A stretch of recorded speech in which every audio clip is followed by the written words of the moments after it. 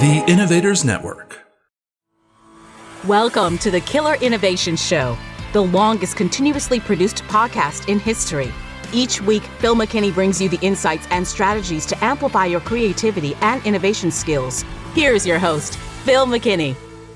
Welcome. How are you doing this week? Hopefully you have had a great week working on your innovations, your ideas, those things that are going to change the world. We are still on the road heading back to Denver, but I wanted to get this show out. This plays off of the previous show where we talked about innovation adoption curves and why it is important.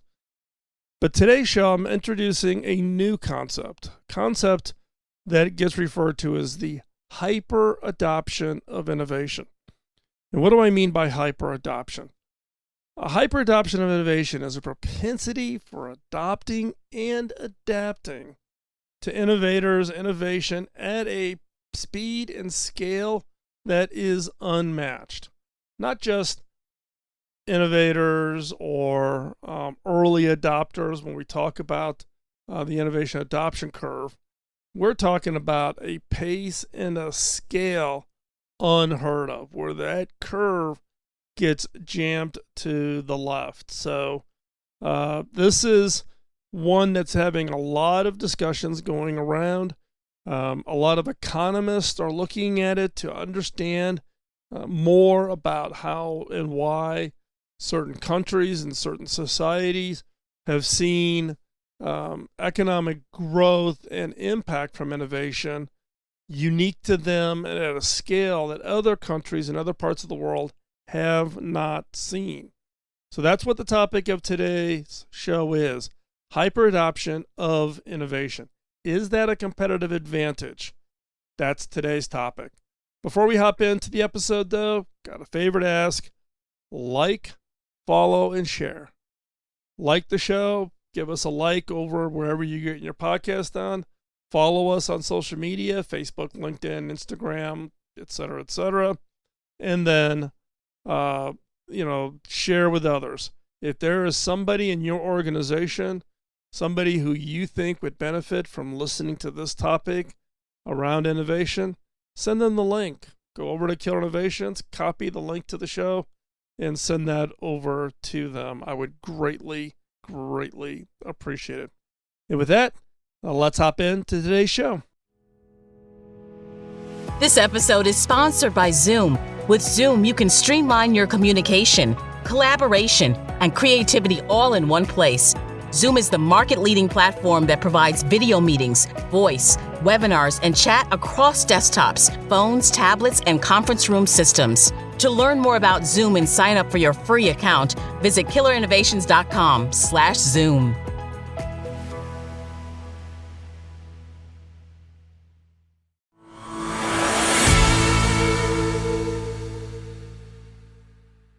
Previously, we've talked about innovation adoption and the innovation adoption curve and why it is so important.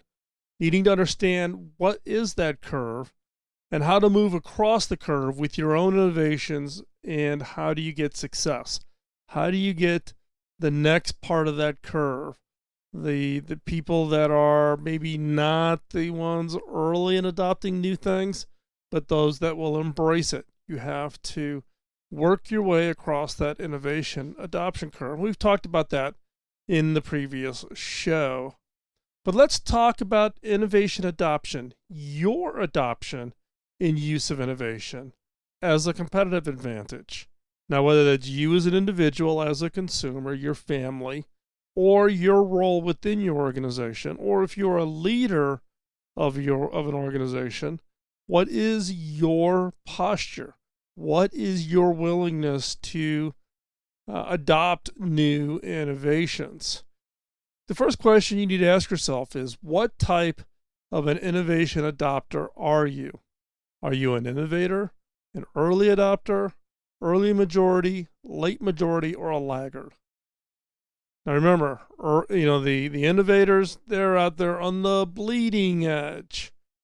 The early adopters are on the leading edge. They're going to be ahead of everybody else, but not be really the first ones.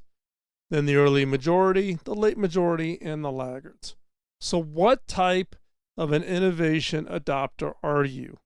Now, one of the most common terms I hear in the industries around that I've been involved in over my entire career is, oh, we are a fast follower.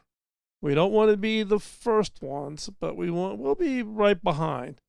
That tells me that you are really a early majority. You're not an early adopter. Fast followers are not typically early adopters. You're waiting until it's proven successful. You don't want that downside risk. So let's just be honest. What type of innovation adopter are you? And you can answer that, you as a consumer, you as an employee within your organization, you as a leader within your organization. What type of innovation adopter are you? Now, there's a new category of innovation adopters. This is one that's been getting some more recent traction, and that is those teams, individuals, and entire societies that have moved into what is referred to now as hyper adoption of innovation. Hyper adoption. Now, what do I mean by hyper adoption of innovation? This is the propensity of adopting and adapting to innovation at a speed and scale that is unmatched. These are people that are just will take anything and everything coming at them. They're willing to change. They're willing to embrace that change. They're willing to drop how they used to do it and move quickly to new things, new approaches, new policies, new processes. This hyper adoption of innovation. Now, what's an example of this hyper adoption? Well, the best example of this is to look at the impact of hyper adoption on the economies of some countries that have been able to shift their society to be hyper adopters. And this will give you a little bit of insight on the kinds of competitive advantage that can be created if you transform your organization to be hyper adopters, or you as an individual shift to being hyper adopters. Now, what I'm not saying is just adopt anything and everything. Just go. You have to have some kind of a criteria. But in the areas for you, your personal career, your personal objectives, or your organizational objectives, or societal objectives, innovations that can have that impact, you don't want to be that, quote, fast follower. You don't want to be in that early majority. You can create out of the norm, beyond anything that the typical criteria of success. You can create yourself an unfair competitive advantage by looking at hyper adoption. So that's what we're going to talk about. Now, what I'm going to talk about with regards to using these countries, specifically China and India, as two examples. This is based on a recent Harvard Business Review article by Zach Deichwald. So this is an article that just came out May-June of 21. We will have a link to the article in the show notes. But this is the article that kind of got me thinking with regards to this role of hyper adoption. Those people, those individuals, those organizations, those countries that just operate at a pace of adoption that is beyond scale, at a pace that's just nobody's ever seen before. So let's talk specifically around the global rise of Chinese companies. Now, we've seen the Chinese companies that 10 years ago, 20 years ago were, just starting to grow, but we've seen this absolute explosive growth. And now China has at its disposal a resource that no other country has. A vast population, not a niche population, but a vast population that has lived through unprecedented amount of change. And consequently, they've developed a propensity for adopting and adapting to innovations at this speed that is just never been seen before. So how does this look? Well, one is that this China's innovation ecosystem. It's hundreds of millions of the hyper-adaptive consumers that make China so globally competitive today. In the end, innovations must be judged by the people's willingness to use them. And on that front, China has no peer. You can't force people to change. You change the perception of society. In the case of the Chinese people, they are willing to change. They know change is good, and they're willing to take on and change as they need it, at the pace they've needed to do that. Now, one way to look at this is what we call the lived experience. Lived experience is the change that people have lived through their lives. Now, the lived experience has shaped China's unique attitude towards adoption. Think about it, about how much China has changed. If you look at lifetime per capita GDP to track how much economic change people have lived through, right? So if you just think about the GDP growth, right? The U.S. per capita GDP growth has grown roughly 2.7 times from 1990. 2.7 times, which sounds pretty impressive. You're north of 2%. Until you realize that somebody born in China in 1990 has seen their per capita GDP grow by 32 times. The U.S. GDP growth, 2.7 times. China's GDP growth, 32 times, a whole order of magnitude greater. In 1990, China's GDP represented less than 2% of the global total. By 2019, that share jumped to nearly 19%. Now, this hyper-adoption and hyper-adaptive, being able to change, being able to adapt what's going on around them. You can't do this just through the process of the increments. You cannot get to this kind of growth in response to the normal adoption curve, where you've got innovators and early adopters and early majority. By the time you transition that, the hyper adoption organization, the hyper adoption countries and societies will just blow right past you. So hyper adoption is critical to understand, and thinking about it in the context of your own strategies, of your own organization. And this has been a relatively new concept. People have been trying to discern or understand why there have been so much change with regards to China, but also others such as India. So let's consider some of the specifics. In just the 3 years from 2011 to 2013, China poured more concrete than the United States had poured in the entire 20th century. Get that right. Just in 3 years, from 2011 to 2013, China poured more concrete than the United States had poured in the entire 20th century. In 1990, China's rural population had one refrigerator per 100 households. Today, that number is 96 per 100. In 1990, China only had 5.5 million cars on the road. Today, it has 270 million. They went from 5.5 million cars to 270 million, of which 3.4 million are electric, representing 47% of the global electric car fleet. And in 1990, 3/4 of the country's population was rural. Today, nearly 2/3 is urban, an increase of more than 500 million people. Change, adapting, adopting. Now, the Live Changed Index, so this is this whole concept of how much change have people been living. And there's this hypothesis that's out there that says that if someone has lived through a lot of change, then they're more willing to move into being a hyper adopter, hyper adaptive to this change. So during the past 3 decades, per capita GDP, let's talk about India, has grown in roughly a linear fashion from just over $350 to more than $2,000.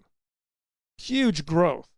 Whereas in China, it has grown almost exponentially, not linearly, exponentially, from just under 350 to more than 10,000. That disparity helps explain why so many Chinese will try new things. They'll scan a QR code, whereas many people in India will not. The point here is not to say that any one culture is better at innovation, but rather than certain development ecosystems create naturally different perspectives, different attitudes, different willingness to try new things, an attitude towards change, newness. More than any other population in the world, the Chinese in recent years have had to adapt to radical change. And they have learned that innovation technologies can be the key to their survival. Absolutely key. So to compete successfully with China in the decades ahead, countries and companies will need to start to strategically prioritize not just your innovation input. What do you use the innovations for? In the form of, imagined new tools and technologies, but also on innovation output that becomes transformational through rapid adoption on a very large scale. How do you launch your innovations to drive hyper adoption? That is going to be key. And if you crack that code, both in the hyper adoption yourself, but thinking differently about how your innovations can be hyper adoptive by others, you will create an unfair competitive advantage for yourself and for your organization. Now, in the short term, China has a clear advantage in terms of output thanks to its huge population of hyper adopters and hyper adapters. And as a result, it is poised to take the lead in the innovations arms race. But there is no declared winner yet. There's no declared winner. Just because you are in the United States or you live in Western Europe or Canada, Australia, China, India, wherever you live, every country, every region still has an opportunity to be a winner in this innovation arms race. The key is how do you think about it? How do you change? How do you change not just yourself, but your organization, your means of education within the country you live in, changing your government, changing societal norms, changing people's willingness to embrace change, to hyper adapt and hyper adopt. So the question is how do you become a hyper adopter? How do you become a hyper adopter of innovation? Your call. There's lots of ways to do this. This thinking is still relatively new. So you are, in effect, by listening today, somewhat on this leading edge of this concept. But don't overlook the advantages of being a hyper adopter just in yourself as a starting point. Be open to try new things. Try new things. Be willing to change yourself. Change is one of those funny things, right? When I teach workshops or engage with teams or I'm coaching, mentoring executives, the one comment, the question I ask is, are you and your organization, willing to change? Is change something that your organization is comfortable doing? Like, oh yeah, we're ready. We know we have to change, blah, blah, blah, blah. But when you get down to personal one-on-one conversations and you ask about, are you willing to change? The attitude more likely is, yeah, we need to change. I'm fine, but Joe over there needs to change. If Joe would change, we'd be great. I'm fine. I'm doing all the right stuff. But Joe over there, he needs to change. And if he changed, we're golden. That is not embracing change. That's basically saying everybody needs to adapt to you. That is not hyper adaptation. That is not what we're talking about here. You need to be willing to change. Everybody in your organization needs to be willing to change. And look, even in, with your significant others, your relationships, are you willing to change? You need to be willing to change. And not waiting until it's forced. Not waiting until, someone's gonna pry that old BlackBerry out of your fingers. You're gonna hold on to that because you don't want to go to a smartphone. Or you're gonna, have a certain kind of vehicle or a way you run meetings, or as a leader, as a manager, your philosophy on remote work versus requiring people to be in the office. Are you willing to change? Are you willing to adapt and adopt? But not just adapt and adopt. Do it at hyper scale. Doing it at hyper speed. That is what is required. If you are going to create an unfair advantage, a uniquely competitive position relative to your competitors, and in the effect of you yourself and your own career success and societal impact, is this concept of hyper adoption. That is the pace of adopting new things and the willingness to change how you do things. If you think about even what's happened in China with mobile payment, with the willingness of everybody to go do fully digital banking, you'd be shocked at how few people in the United States are doing digital banking. But you go outside of the U.S. and you look at mobile banking, it is by far the norm. When I'm in Rwanda, everybody banks by phone.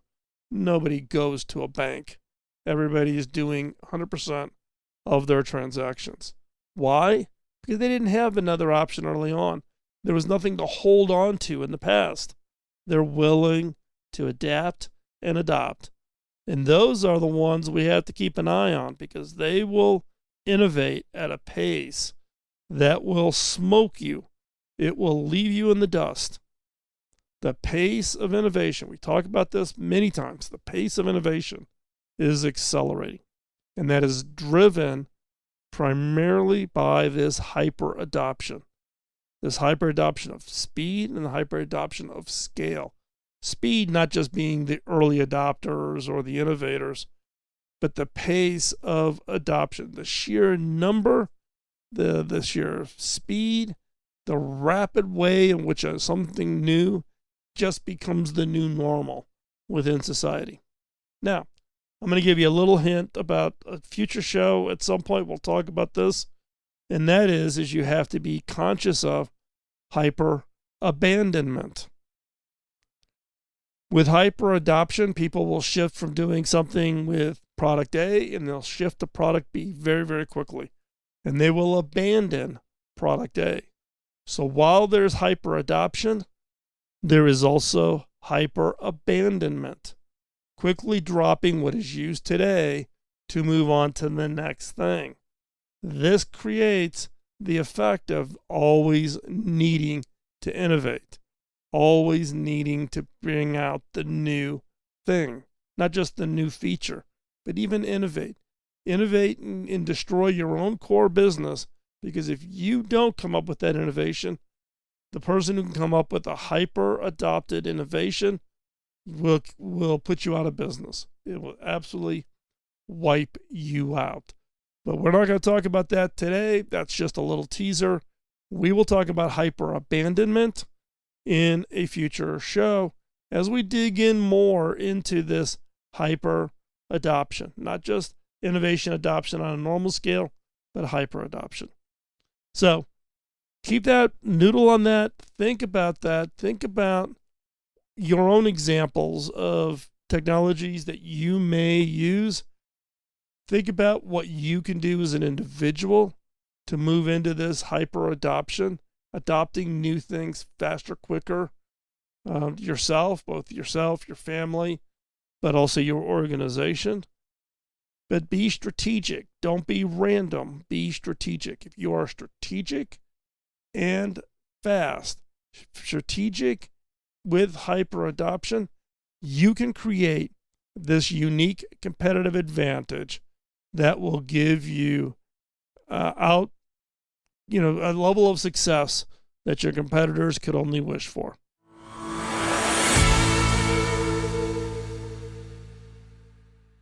So this week, one of the tasks I'd like for you to consider is thinking about how your innovations, the ones you're working on, how could you shift those into hyper adoption? How would you drive a scale and a pace that gives you unique competitive advantage? Step 2, think about your own adoption of innovation. You as an individual, as a consumer, but also your organization. And would being a hyper adopter of innovation, meaning you're on that front edge and you're bringing these innovations and getting the advantage of these innovations to operate at a pace and scale. It's the innovation input and the innovation output, the hyper innovation input, the hyper innovation output. So think about that this week. That's an area that I think you would get huge benefit from just carving out some time and thinking about that this week. With that, as we wrap up today's show, I want to thank you again for taking the time out of your busy schedule to be here with me today. I do greatly appreciate it. Time is a hugely valuable asset. None of us have enough of it, and your choice to take that valuable asset and invest it by spending time with me, I do greatly appreciate that. Can you help me pay it forward? We started this podcast 17 years ago in response to Bob Davis, my early mentor. When I asked Bob how I could pay him back, he laughed. He goes, you can't pay me back. You have to pay it forward.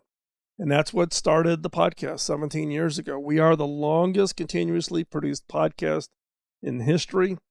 And we have every intention to keep doing this for as long as we can. But the way for you to help me pay it forward is by helping me pay it forward to more people. Tell others about the show, share it, like it, give us a comment, give us a rating wherever you get your podcast, over on iTunes or Google Podcast, or over on iHeart or Spotify, or wherever it is you have listened to this. Give us a rating. Let us know, let others know about the podcast. I would greatly appreciate it. And with that, let's wrap up this week's show. Have a great week. Continue to work on the innovation. Do not let the innovation antibodies get you down. The ideas and innovations you're working on can change the world, make the world a better place. With that, we'll talk to you next week. Bye-bye. Podcasting nonstop since 2005, this has been the Killer Innovation Show on the Innovators Network. This show is distributed by the Innovators Network. For more information and other great shows and content, visit theinnovators.network.